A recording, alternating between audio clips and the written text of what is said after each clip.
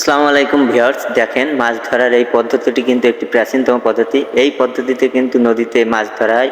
দেখেন এই ভাইটির জালে কতগুলো মাছ বেঁধেছে। দেখেন প্রায় একবারে 40 থেকে 50 কেজি মাছ কিন্তু পাওয়া যায় এই পদ্ধতিতে।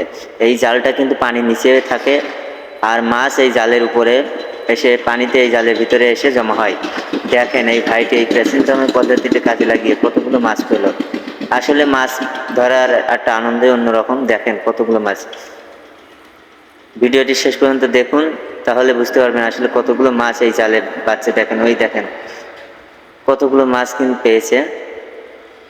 আসলে কি বলবো, এইভাবে আমাদের এলাকায় বিভিন্ন নদীতে কিন্তু এখনো মাছ মারে। দেখেন কতগুলো মাছ পেয়েছে। আরে বাহ, কতগুলো মাছ! একবারে প্রায় 30 থেকে 40 কেজি মাছ কিন্তু এই ভাইটি পেয়েছে। আপনাদের এলাকায় এইভাবে মাছ যদি কেউ ধরে থাকে অবশ্যই কমেন্ট করবেন। এই পদ্ধতিটা সব জায়গায় আছে, আমি যতটুকু জানি। আমাদের এলাকায় তো অহরহ আছে। ওই দেখেন মাছগুলো তিনি তার নেটে নিয়ে নিলে। আসলে মাছ এইভাবে পাওয়া যাবে।